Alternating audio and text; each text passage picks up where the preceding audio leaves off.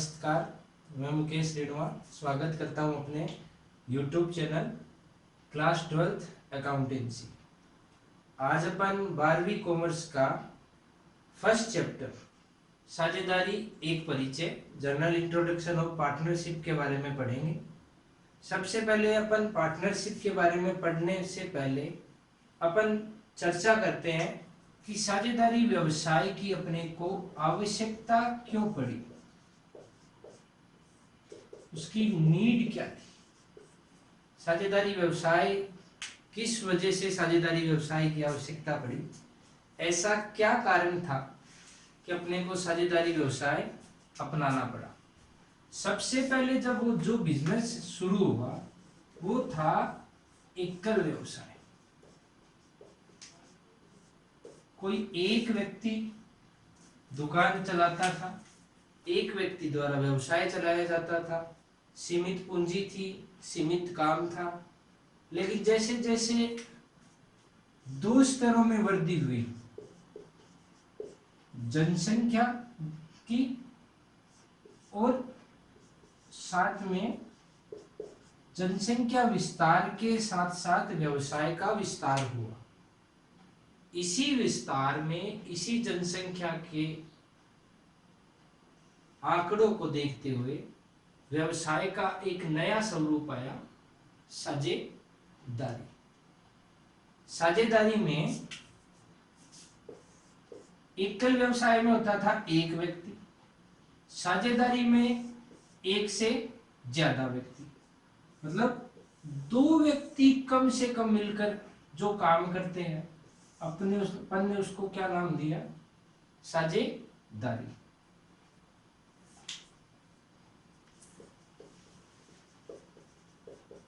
साझेदारी में न्यूनतम कितने व्यक्ति चाहिए अपने को, दो। ठीक है।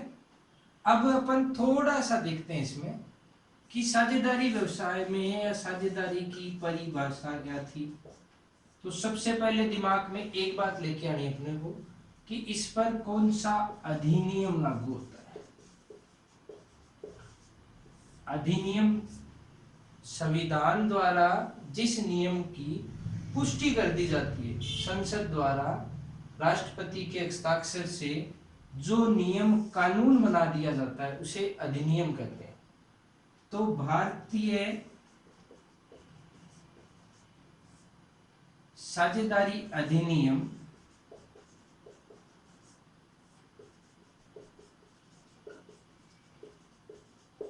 1932, इसी भारतीय साझेदारी अधिनियम के अंदर जो प्रावधान है वो अपन इस साझेदारी व्यवसाय में फॉलो करेंगे।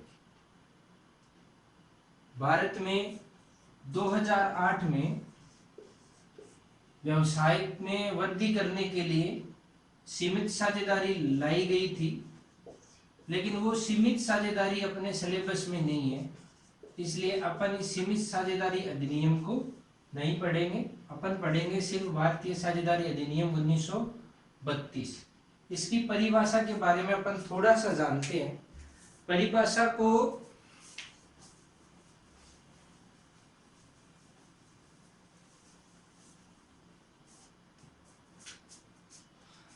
इंडियन पार्टनरशिप एक्ट 1932 की सेक्शन अंडर सेक्शन 4 भारतीय साझेदारी अधिनियम 1932 की धारा 4 के अनुसार साझेदारी की परिभाषा दी गई। परिभाषा क्या थी, दो या दो से अधिक व्यक्तियों के मध्य वह पारस्परिक संबंध जिसमें वे किसी व्यवसाय का संचालन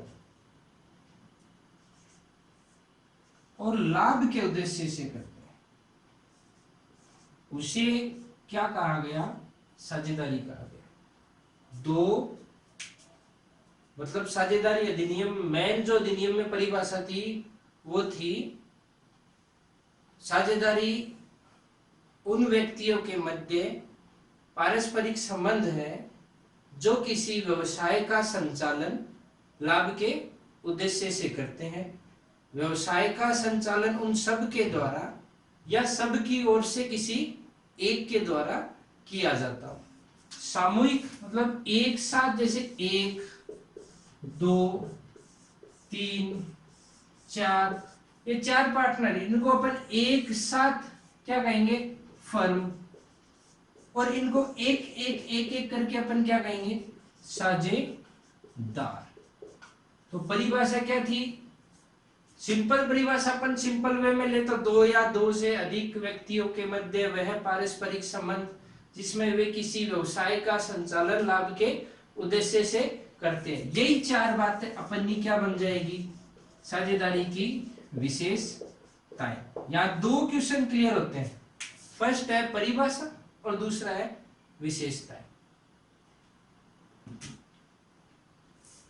साझेदारी की परिभाषा के बाद अपन पढ़ेंगे साझेदारी के प्रकार। साझेदारी 4 प्रकार की होती है, सीमित साझेदारी, असीमित साझेदारी, ऐच्छिक तथा विशेष साझेदारी, निश्चितकालीन तथा अनिश्चितकालीन साझेदारी, वैध एवं अवैध साझेदारी। जैसे कि नाम है, नाम के अकॉर्डिंग अपने को इसका अर्थ भी निकालना है। सीमित साझेदारी, अभी अपन ने कुछ समय पहले बात की थी कि भारत सरकार द्वारा एक अलग अधिनियम बनाया गया था जिसे अपन ने क्या कहा था, सीमित साझेदारी अधिनियम 2008। मतलब जो अलग अधिनियम बना उसके तहत जो साझेदारी है वो तो है सीमित साझेदारी, और जो अपन 1932 पढ़ रहे हैं उसके तहत जो साझेदारी है वो है असीमित साझेदारी। परिभाषा अगर इनकी देखें तो सीमित साझेदारी में क्या होता है, किसी एक साझेदार को छोड़कर शेष साझेदारों का दायित्व क्या होता है, सीमित होता है। मतलब किसी एक साझेदार का तो दायित्व असीमित होता है, इसके अलावा जितने भी साझेदार हैं उनका दायित्व सीमित होता है, तो उसे अपन क्या कहेंगे, सीमित साझेदारी। असीमित साझेदारी में 2 बातें समझनी है, पहला 1932 का अधिनियम, दूसरा इसमें समस्त साझेदार उनका दायित्व असीमित होता है। जितने भी साझेदार हैं उनका दायित्व असीमित होता है। अब दायित्व असीमित क्या होता है, दायित्व असीमित होता है कि यदि बिजनेस को किसी प्रकार की हानि होती है, यदि व्यवसाय अपना किसी भी प्रकार की हानि में चला जाता है, तो उस हानि की जो राशि है उस राशि की भरपाई साझेदारों द्वारा अपने निजी साधनों से भी की जाएगी। चाहे से वो अपना घर बेचो चाहे अपनी जायदाद बेचो, उनको ये दायित्व हर हाल में चुकाना पड़ेगा।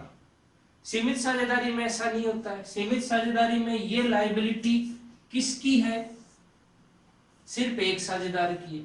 बाकी सब साझेदार अपनी जितनी पूंजी लगाई, जितनी कैपिटल उन्होंने इन्वेस्ट की, उतनी कैपिटल तक वो हानि वहन करेंगे। उससे ज्यादा अगर हानि होती है तो इनका इससे कोई लेना देना नहीं है। उसके बाद सीमित साझेदारी के बाद अपन पढ़ेंगे दूसरी ऐच्छिक एवं विशेष साझेदारी। अब ऐच्छिक का मतलब अपनी इच्छा से। इच्छा से क्या, कोई भी आ सकता है कोई भी जा सकता है, नहीं, अपनी इच्छा से फर्म से निवृत्त हो सकता है, अलग हो सकता है, अवकाश ग्रहण कर सकता है। उस साझेदारी को अपन क्या कहेंगे, ऐच्छिक साझेदारी। यदि कोई साझेदार अपनी इच्छा से फर्म से अलग हो सकता है, अवकाश ग्रहण कर सकता है, तो उसकी इच्छा के अनुसार जो साझेदारी की गई है उसे अपन ने क्या कहेंगे, ऐच्छिक साझेदारी।